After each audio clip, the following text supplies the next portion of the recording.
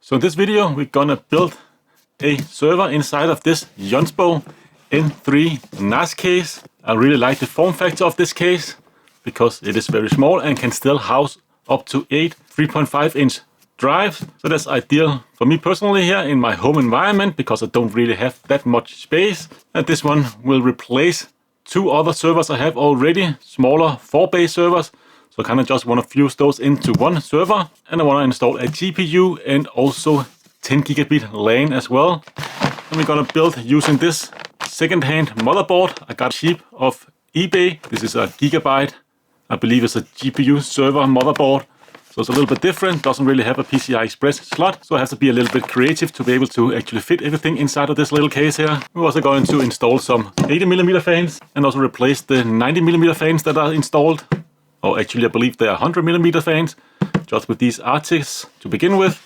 If they're not enough, I will upgrade those to faster fans because these can only really spin at up to 1800 RPM. And to get everything inside the case here, I need to use a series of adapters. So I need to adapt a Slim SAS to a PCI Express slot and also the ×4 M.2 slot to a PCI Express slot to be able to get both a GPU and 10 gigabit NIC inside of this case / motherboard, and also of course SATA cables as well for those 8 SATA drives. And for this build I'm just going to use a used power supply actually, not really something I normally do, but these are just so cheap and very power efficient and also very silent in operation. I did try to buy some newer power supplies from Be Quiet and from other brands, but I just found the fans were just too loud, and these can be had for like a 1/6 of that price. So I just bought several of these. If something should happen to it, I'll just replace it, put in a new one because I have plenty of them now lying around. Anyways, first off, let's just unbox it and have a closer look at this NAS case from Jonsbo. I'm actually going to build 2 identical servers. I already built one of them, so this is the second one. This one is going to replace 2 NAS servers and the other one is going to replace 2 as well. So instead of having 4 NAS servers, I will just have 2 that can pretty much do the same. And also I really like to have a built-in GPU and 10 gigabit Ethernet as well to get some faster transfer speeds. So of course, looking inside the case, we find another case. Of course, the NAS case here. Let's just put everything out. Some documentation and all the screws. Let's have a look at the documentation first. So we do have a lot of screws included as well. And we also of course have a lot of those rubber washers and screws for the hard drives themselves. Kind of use a rubber washer system to keep the hard drives securely in place, and also of course will act a little bit as noise dampening, but it's not really the best solution. So it doesn't have proper hard drive trays. You just use those rubber washers and screws. Not really the most ideal if you are pulling in and out hard drives often. Not something I plan to do, so it's probably fine enough for me. But you can kind of see the instructions here. We'll go over all of the hardware of the case, and the front panel connector will not work with my motherboard unfortunately, so I will have to use another plug for that. But we do have the pin out here, so that's definitely very handy. And of course how to install the power supply and how to route all of the cabling. You can actually route all the cables underneath the motherboard, not only from the power supply but also for data for the SATA drives and power of course for the SATA drives, so that's definitely very nice. And in the instructions here they recommend you use washers between the screws for the motherboard, and of course how you can remove the fans for the hard drives and also install a PCI Express card, and how to of course install the hard drive. So definitely do recommend using all 3 screws on each side of the hard drive. I've seen a lot of YouTubers and other videos where people just use 1 screw in each end of the hard drive. But if you use 3 screws on each side, it actually makes it much easier to get the hard drive in and out. Or maybe not easier because there's still a lot of friction from the rubber washers, but it's definitely more manageable in terms of the drive moving from side to side. And of course the top cover there uses a little hex screw, which I've seen a lot of people complain about. Not really something I care too much about myself. And you can also have an SSD or a 2.5-inch drive here on the side of the case. So you can actually have 9 drives total inside here. I guess you could have 10 drives if you don't have a GPU installed as well, because that's the same screw holes on the other side of the case. So I would say there's definitely pretty decent instructions and safety information here, I believe. And then we get a little box with all the screws, and we also get some zip ties, very handy. We get screws for the fans in the top area of the case. We get an Allen key, of course, for the screws on the side of the case as well. And all the motherboard screws with washers, and also for the PSU as well. And we also have some SSD screws included. Next up, of course, we have all of those rubber screws. Like I said, use 3 on each side of the hard drive. And then we have the little rubber handle as well. Not the best solution because the rubber handle will just move like an elastic band. So if you pull the hard drive out, you actually have to pull out a lot on this rubber band here, and the hard drive can almost kind of shoot out of the case. So you definitely need to be a little bit careful with this system. I would have preferred like these bands here were just made of like some kind of plastic, TPU plastic or something like that, and then 2 washers on each side, rubber washers, because it wouldn't be as flexible as like a rubber band. But yeah, it is fine enough. Like I said, for me personally, I don't plan to swap out hard drives often. So the fact that you can actually have more drives in the same amount of space compared to if you have proper trays is more of a win for me, because I have very limited space for these servers here, and these just fit in perfectly with the space I have. But anyways, that's all the accessories you get inside the box. Let's just have a closer look at the case itself. It is very nicely protected in shipping, so that's definitely a nice bonus. Also in the other end there, so let's just get rid of that. And then we have a plastic bag as well.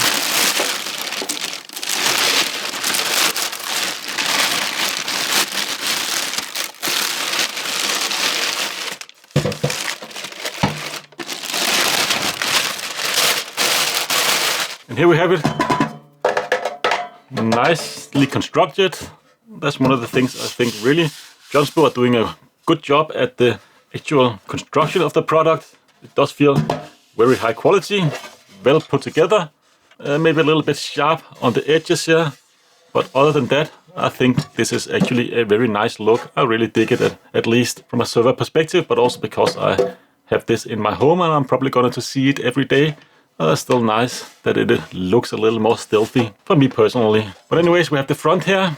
We do have LEDs for each of the hard drives. So all of the 8 hard drives have their own LED, the status LED. That's definitely nice. We have a power button here in the middle that also lights up when the NAS server is turned on. USB Type-C. We also have a headphone combo jack, so also microphone here, but very strange thing to see on a server chassis, on a NAS server chassis, as well as USB Type-C. There's not that many server motherboards that actually have that header on board, so these 2 I am going to remove, just to remove some of the cable clutter inside. But we do have a USB 3.0 or 3.2 Gen 1, I believe 5 gigabit per second. It would have been nice to see 2 of these, because that's what server motherboard often supports, just regular USB-A. But I guess that's what they have access to in terms of actually getting these little pinout or these little boards for front I/O. I don't think Jonsbo make these themselves. They just probably source whatever they can find on the market. Other than that, of course, we do have the little magnetic cover here for the hard drives. There's also some dust filtration there, actually some pretty decent dust filtration. So of course just need to vacuum the outside here from time to time. It is kind of glued in place, so you cannot remove it more than this, but definitely nice to see some filtration. Inside, of course, we do have those 8 SATA plugs on the backplane, but this also supports SAS drives. If you, of course, motherboard do support that, that's definitely very nice. So you can use both. My motherboard only supports SATA, so that's what I'm going to use. But it is definitely still a nice system, and we do have those rails here in top and bottom with a lot of ventilation as well, for those rubber grooves or rubber gaskets to go into. And they're not really all that sharp, so yeah, shouldn't really cut through the rubber all too fast if you swap in drives often. And then of course on the back you can see the fans, and there's a lot of ventilation here as well. Would have been nice to see a perforated backplane or some holes on the motherboard for the backplane there, just to suck some more air out, but I guess Jonsbo have done their testing and figured that this is not really necessary. The top portion here is not really easily removable, but there is 2 screws, so you can also remove that. So that's the front. On the side here, we do have some ventilation as well, which also have a dust filter built in. Not really the same quality as the one in the front here, which is definitely better. This type of mesh, this is more like a metal dust filter, but it still will filtrate some of the bigger dust particles. And this is also where this GPU, if you have one, will also suck cold air in. So I actually kind of like this design here because the GPU can breathe pretty efficiently here. Backside, we have 2 100mm fans built in, but you can also just use standard 92 or 90mm fans. I'm not really sure why Jonsbo went for the 100mm sizing, because that's so hard to get. I'm just going to install these 92mm R6 fans. These are the CO version, so continuous operation version, that is made with ball bearings, so they can actually handle that 24/7 operation. But I have also ordered some AVC fans, also 92mm. They can also kind of go up to like the 3800 RPM, so you can actually suck a lot more air out with those fans. Not really sure if it is necessary, but it is definitely nice to be on the safe side there. You don't want your drives getting too hot. We do have power plug here as well, and that will of course plug into the power supply that is mounted here on the side. We have room for 2 80mm fans here on the back, so this is where those 2 Noctua fans I have will be installed, just to suck a little bit of the hot air out from the top portion of the case, where of course the motherboard will rest. And then you also have 2 PCI Express slots here, so we can actually have a up to 2 slot graphics card if you have like a standard motherboard with a PCI Express slot. So that's definitely also very nice. So you can have bigger GPUs if you want to. For me personally, I'm going to install a 1 slot GPU and a networking card here. So I will occupy both of these in my build. In terms of removing the fans for the hard drives, it is very easy. Just 2 thumb screws and then you're in. The fans themselves are not PWM fans, so these are just 3-pin fans, so they will run at 100% all the time, which is not ideal for my environment here, so that's why I'm going to replace these. I'm sure they're fine enough, and if you're satisfied with them just running 100% all the time, I think you will be more than satisfied with these. But I want to control the noise floor of this server, just so it will scale according to the temperature inside of the hard drives, and these of course are not controllable. And then of course we have the back of the backplane, so we have all of those SATA plugs. So there's no SAS expander or anything like that in here. You need to use SATA cables, and you do have 2 Molex plugs. You need to use both of them, and we do also have a SATA plug, I believe. The 2 Molex plugs is up to 6 drives, and then use the SATA plug just to power those last 2 drives, because 8 drives can at least maybe use up to around 100 watts. So that's definitely nice that you can plug in 3 different power plugs to power all of those drives. We do also have PWM fan headers, but these are not controllable or temperature controllable or anything like that. So these are just 100% fan speed all the time. It would have been nice if Jonsbo had some kind of thermal control for the fans built into the backplane, so it will be controlled according to the hard drive's temperature. Maybe it's a little bit much to expect for a case of this price point. And then we do have that ribbon cable going to the front LEDs for the hard drives, so that's already installed by default. On the other side here we do have the same kind of ventilation, and the top lid here is actually reversible, so you can switch it either way you want. So that's kind of nice. And on the bottom section here we do have pretty big feet that are also have some foam underneath, so it will just act a little bit as sound dampening as well. And that's pretty much all we have around the case. So let's just get in to the top row here. And of course you need an Allen wrench for that, or an Allen screwdriver. It's of course a little bit inconvenient if you have like a Phillips head anywhere else in the case, and then you have to use a little bit different type of screwdriver or tool to actually get the top lid off. But yeah, I don't really care too much, because it's not really something I'm going to do often. When I'm done with this build, I will probably only open it up from time to time just to remove some dust. But there's like 2 of these screws on each side, small Allen key screws, and just remove all 4 of them and you are inside the case. And this is of course where all the fun begins. So there's just a lid, and like I said, you can have it either way, so one direction or the other way, doesn't really matter. It is the same on each side here. Let's just get a little bit closer here. So looking inside the case, you can see the motherboard will rest here. Then you of course have the PSU we're going to rest here. And all this cable clutter here, we're gonna remove 2 of those because we don't need other than the USB-A. And all of the standoffs for the motherboard is already attached, so that's definitely nice. So let's just actually first off remove the front I/O. So you can see the front I/O here. One of the cables here almost looked like it can be removed, but unfortunately I have tried. It is on there permanently or soldered on. One nice thing though is that the USB Type-C plug is actually pretty easy to remove. There are just 2 Phillips screws here, so this one I'm going to remove. And I'm going to desolder the audio in because that's not something I will ever use on a server case. And it's just getting in the way. So that's at least one less cable to think about or worry about. So to remove the audio cable, I have to desolder these, 6 pins. So that's definitely a little bit inconvenient, but it is pretty easy to do. Just use, of course, a little desoldering tool here and a soldering iron. So let me just get to it. So that only took around a few minutes. Let me see if we can actually get it out now. I need to do some more desoldering. This can be sometimes a little hard to actually get all the solder out. So yeah, I just had to go over it one more time, but still pretty easy to remove. But definitely very inconvenient. Would have been nice if this was just a plug that you can easily remove and plug back in. Of course, it's not something I would recommend everybody doing, but it's just me personally. I don't really like all this cable clutter inside the case. Let's just screw it back in place, like so. And now you can see in the front, I put some electric tape on the back side of the USB Type-C plug, but it still looks pretty much the same.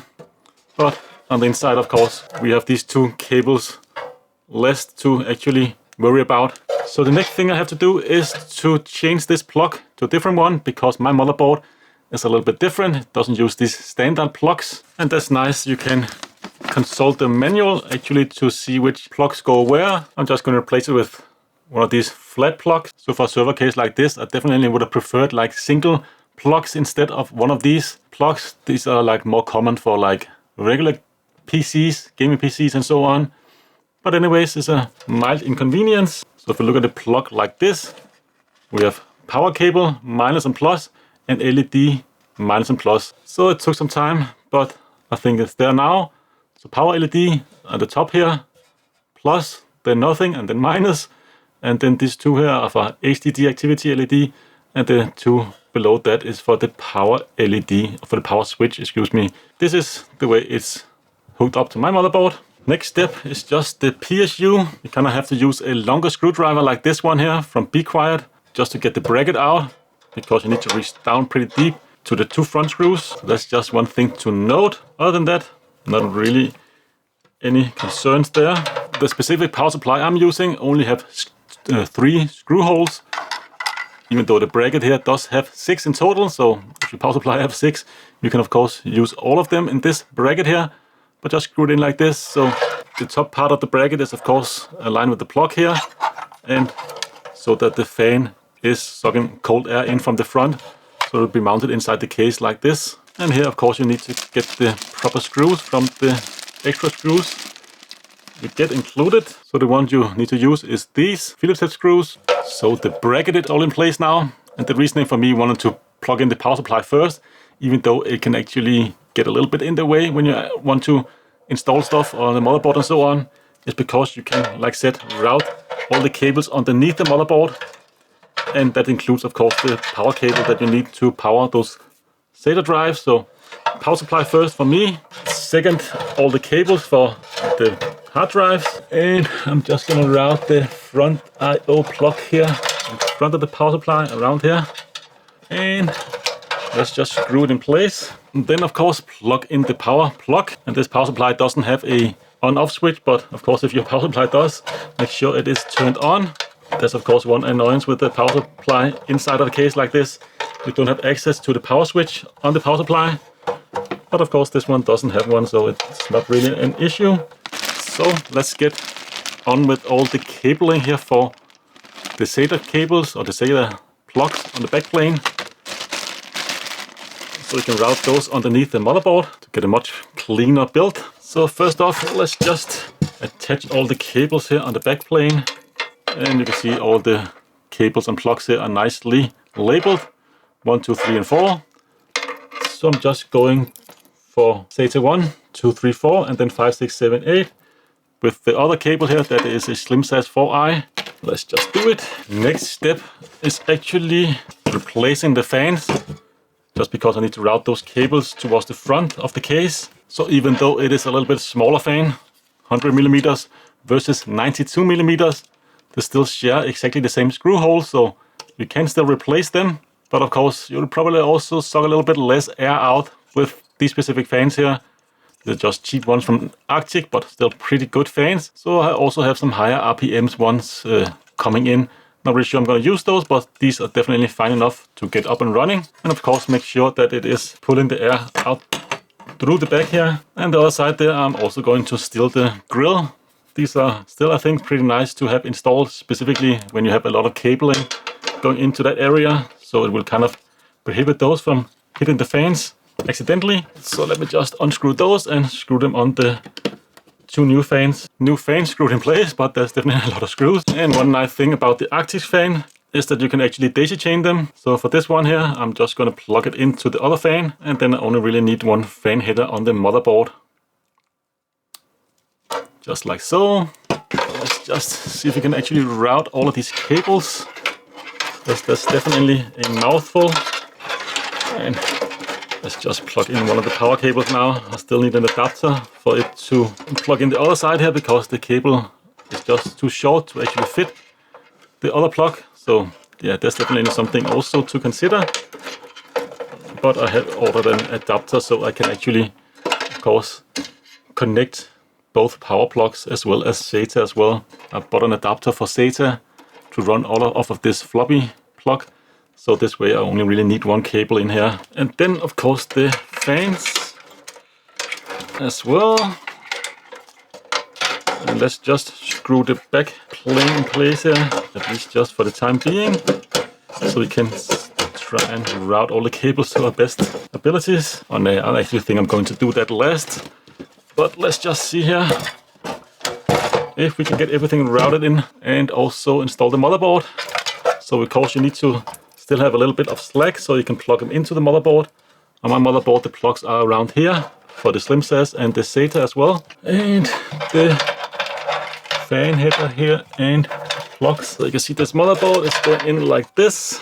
And we need enough cabling here to plug into the SlimSAS port and also the SATA plugs. So one in there and also those SATA here. Yeah. So around there, in terms of length, just see if we can tie it together here first. The middle there, so we can keep all of them together. And we have the plug there, yeah, I think that's fine. I think those are fine, and I think those are fine as well. And so let's just plug it in or zip tie them here as well. Just loosely to begin with. So let's just try and see if we actually have everything in the right place. So, can we get the SlimSAS in? Yeah. Can we get the fan headers in? Yeah, should be fine there. And is there room enough for SATA plugs? Yeah, let's just try plug one. Yeah, I think it's actually the right placement. And of course, don't forget the all-important I/O shield. And this is of course the time to put that in place. It didn't come included with this motherboard. I don't think it exists, but you can get, of course, these 3D printed, and they work just fine enough. Not just for aesthetic reasons, but also it can help a little bit with dust not getting into the case, at least not through there. And next step, motherboard, and hopefully all the cables are routed in place correctly, and I think we are fine. So let's screw the motherboard in place. And of course, instructions tell us to use these washers. So I'm just going to do that. Not really sure if it is necessary. And these are just the same screws that you actually use for the power supply as well. So it's very easy to find the right screws. And all 4 screws almost in place now. As you can see now, the cable clutter is much better. Because yeah, you only really have cables in one area where the PSU is. Let me plug everything in. So that's all the SATA cables, and you also need this rather big USB plug, like so. This power supply only have a 4-pin connector, even though the motherboard does have an 8-pin connector for the CPU or for the 12 volt, but should be fine enough. Plug it in the top part of the plug here, like so. And actually, let's install the memory and use the blue slots first. I'm just going to use these 32 gigabyte DIMMs, so 64 gigabyte in total, more than sufficient for me. And get these very inexpensively used. And these apparently have been in some kind of a Cisco server previously, but shouldn't really matter. It's just memory, like so. Let's route the cable just a little bit neater, like so. Not really all that important, as long as it doesn't get into the fan, of course. And this is a little bit of a different motherboard, so there's no like 24-pin connector on there. There's only this little weird 4-pin connector. And this is just for standby power and for turning on and off the power supply, and also to get the status of the power supply. This is just to drive IPMI, so this little computer, so you can do remote stuff on the server. And you can get this motherboard with or without this 24-pin adapter, and then you can adapt it, of course, to that little weird 4-pin plug. Let me just route the cable this way around here, and of course plug it in here, like so. This way I can just leave the 24-pin cable up here and keep everything a little bit cleaner. So far so good. Next off, let's just manage all the cables here on the back side of the backplane, because there's a lot of cables now just floating all around over the place here.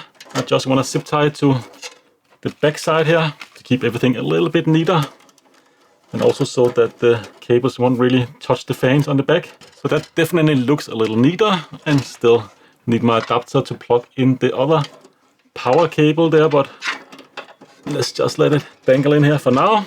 And let's just attach the fans on the back side, just like so, and everything is nice and clean on the inside, or needy, at least to the degree that we can achieve on a build like this. That's always a challenge with like a mini ITX build, to get all the cables organized on this little case here. And next step is, of course, to plug in the front I/O header, just for the power LED and for the power switch. There is also a power switch on the back side of this motherboard, so don't really need it, but it's still nice at least to tell if the case is turned on or the computer is turned on, with the LED on the front, like so. Next off, let's actually mount the fans on the back side, and I actually just realized that is easier to do beforehand, because I kind of have to grip those rubber mounts for those Noctua fans. But let's just try and do it anyways. I could also just screw it in place, but why not use these rubber mounts since they are included. And it could also help a little bit in noise dampening, but definitely makes it a little bit harder to actually mount the bottom section here, especially if there's like a fan connected very close by. So let's just see if we can actually pull it through there. And let's do with the same other fan here. This is definitely something I should have done before I actually put in the motherboard, but let's just try it anyways. That's halfway there. Let's just install the rest of them. Should be easier. And the last one, like so. So that was definitely doable, but yeah, I should have done it before I installed the motherboard. Next off, of course, cable routing. Going to use this Y splitter cable that also comes with all Noctua fans, and an extension cable as well. I don't think we can actually pull it off with just the cable length. No, we need the extension as well. And of course, plug it in to the head on the motherboard. And let's see if we can actually tie all these cables together, make it look a little neater. That's one thing I really don't like about Noctua fans, is all these cables, very thick cables. Good quality cables, but definitely could be nice with some thinner cables and adapters so as well. So that's all the cabling for the fans and the hard drives, as well as the USB, front USB. Now let's just get to the little bit harder part, actually getting 2 PCI Express slots in there, or PCI Express cards. But you can see this motherboard is a little bit different. It doesn't have a x16 PCI Express slot here. Instead it has this weird SlimSAS 8i plug. So I kind of have to adapt that to a PCI Express slot, and as well as the M.2 x4 slot we have here for a SSD. I'm going to adapt this to use for my GPU, and the SlimSAS 8i I'm going to adapt for my networking card. This way I can get everything mounted, but unfortunately I lose that M.2 slot, which is something I would like to have, but definitely can live without. I would rather just have 10 gigabit networking So to do all this, we need this cabling and adapters. First off, we have this SlimSAS 8i cable. Unfortunately, we cannot really get these in a shorter length, so this is the shortest one we get, but we plug this one end into the motherboard. This is the 90-degree version that will fit inside this case a little bit better. Just like so, plug in place. The other end, we need to plug into some sort of adapter. What I ended up getting was this one from AliExpress, relatively inexpensive. There's also another one I kind of want to try out that is a little bit smaller than this and uses a 6-pin GPU power instead of SATA power, because SATA, of course, you are limited to the like 58 watt, I believe it is, of power, but it's definitely enough to run a networking card. So what we need to do is to plug in this SlimSAS 8i plug here, like so. And we also need to supply power from the SATA plug, just like so. And now we have data and power going to this PCI Express. This is only ×8, even though it is a physically ×16 size slot. It only is wired up electrically ×8. So that's one half of the adapter show here. Next up, we have the M.2 2x16 slot adapter. So this is of course only ×4 M.2 to ×4 electrically, but this is a PCI Express ×16, and this is what I'm gonna hook up my GPU to. I don't really need that many lanes because I only really use my GPU for transcoding video and not really for any other GPU working other than maybe some calculations and so on, but I don't really plan to game or anything like that off of this system, and only really have a floppy power plug as well, so can't really handle too much wattage. But this is definitely fine enough for my use case, like I said, only for transcoding, and maybe I'll suck around 10, 15, 20, 25 watt or something like that from this setup here. And all we really need to do now is to unscrew the M.2 screw here, plug in the adapter. So it is definitely a little cramped in here now, like so. So next off, of course, we need to add a graphics card. This is a Quadro P2000. So it's just a single slot card that is actually sucking all its power from the PCI Express slot. And from a networking of choice, at least now, is still base T, because that's what I have wired up in my home. All my routers and so on are base T, so I don't really need to upgrade anything. But I do also have some SFP28 networking cards that I plan to maybe use in the future.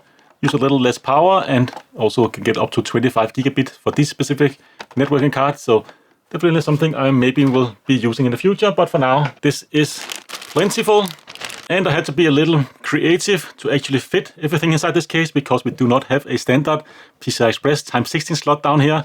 I cannot just hook a card directly into it. So my solution was to Frankenstein this bracket. You see it is upside down, so the PCI Express connector is actually towards the top now. Also raises the card up a little bit so there is room for the cabling underneath, and this way I can just plug it in from the top and the GPU from the bottom, and hopefully everything will fit in here. But let's just remove the PCI Express slots or brackets. And I think we'll start off with the networking card. Let's see if we can actually get everything in here. I still have the other adapter there ready for plugging in. Let's just plug in power actually now for the GPU. Fit in there pretty okay. Let's throw in the networking card like that.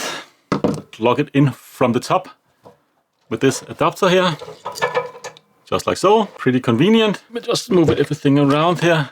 And one thing that makes it a little bit easier to work inside of this case is if you remove the side brackets with 2 Phillips head screws, so you can actually get into the GPU area a little bit easier. So this bracket can be removed, and this way you have direct access here to installing a GPU. So this is only a single slot card, and I put some rubber stoppers here on the back side, just so the two cards physically cannot touch each other. I don't think they will ever do so, but just to be 100% sure that that will never happen. And the easier thing is to plug in the GPU from outside. Plug into the 16x slot here, so it clicks in place, like so.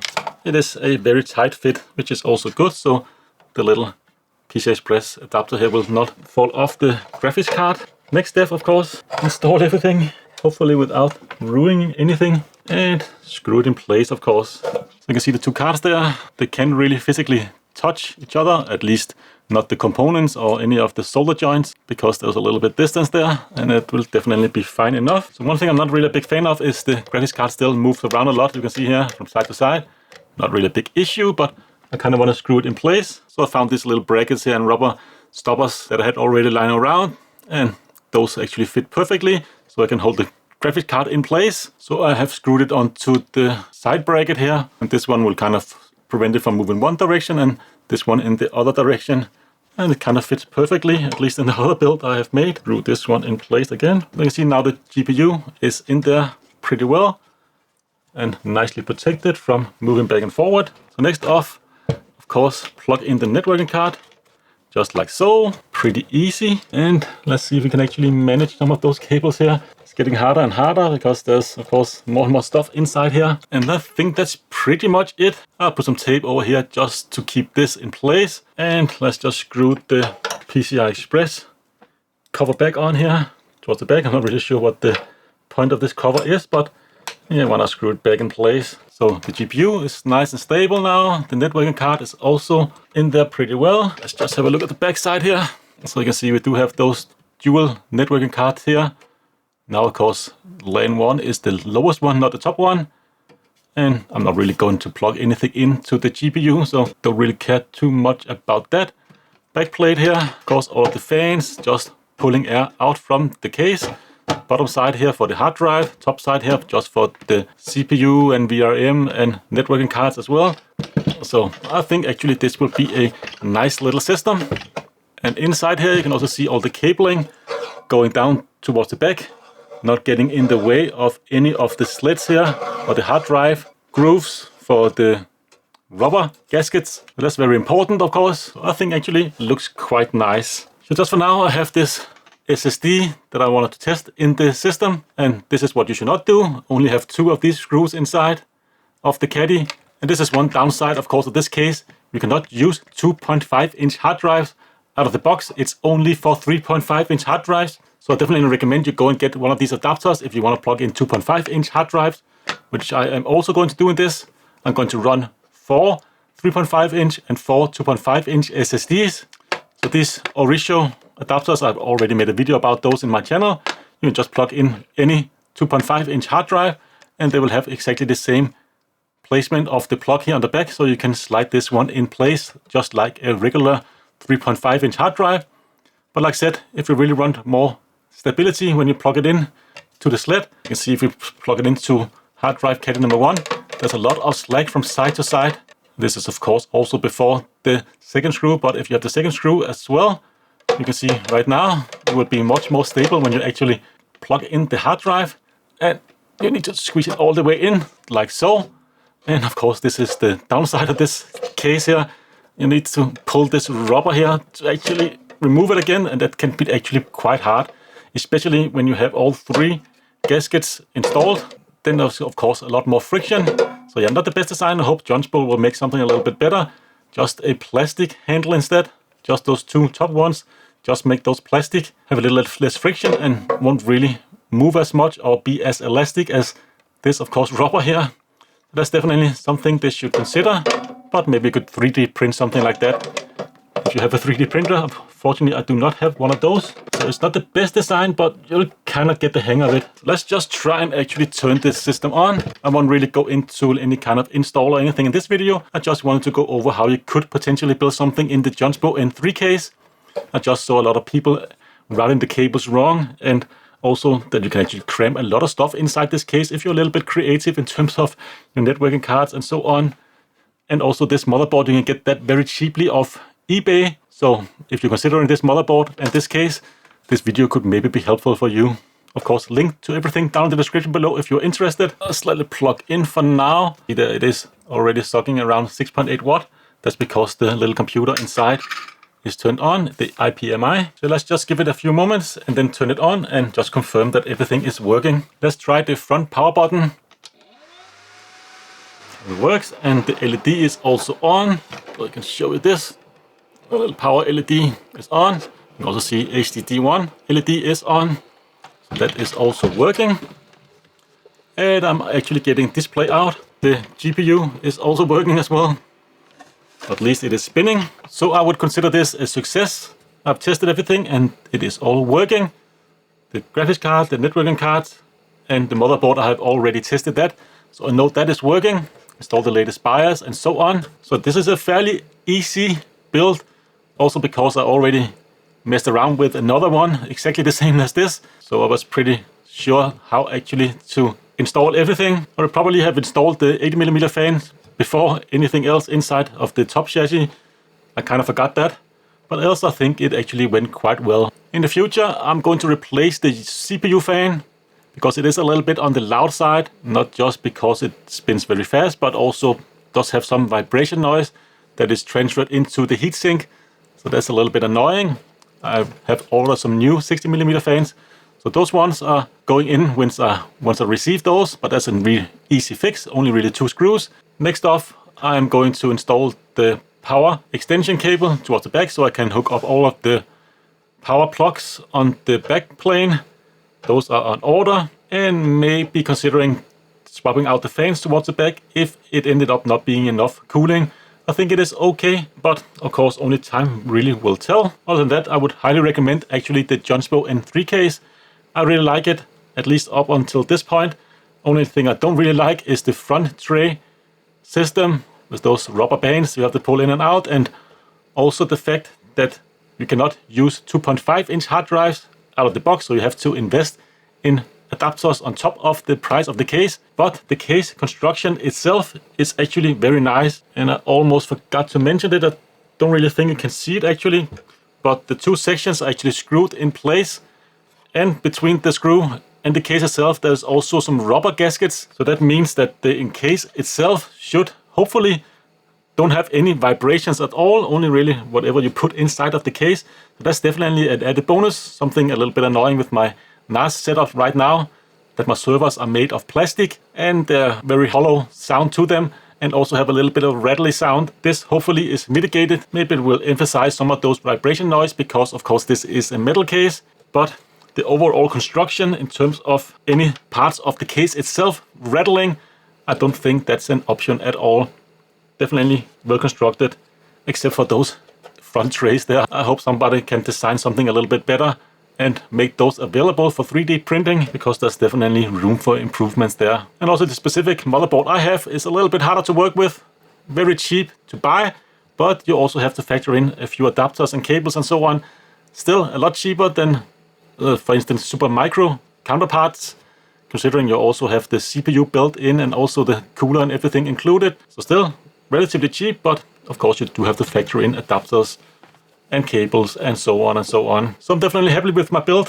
Everything in this video down in the description below if you are interested. All that's really left to do is of course just to put the lid back on and screw it back in place and attach all the hard drives and the server software of choice. I'm going to use on-RAID myself, but of course your mileage may vary. Maybe you want to use something different. But anyways, that's all I had for this video. Hope to see you again in a future one. Until then, take care.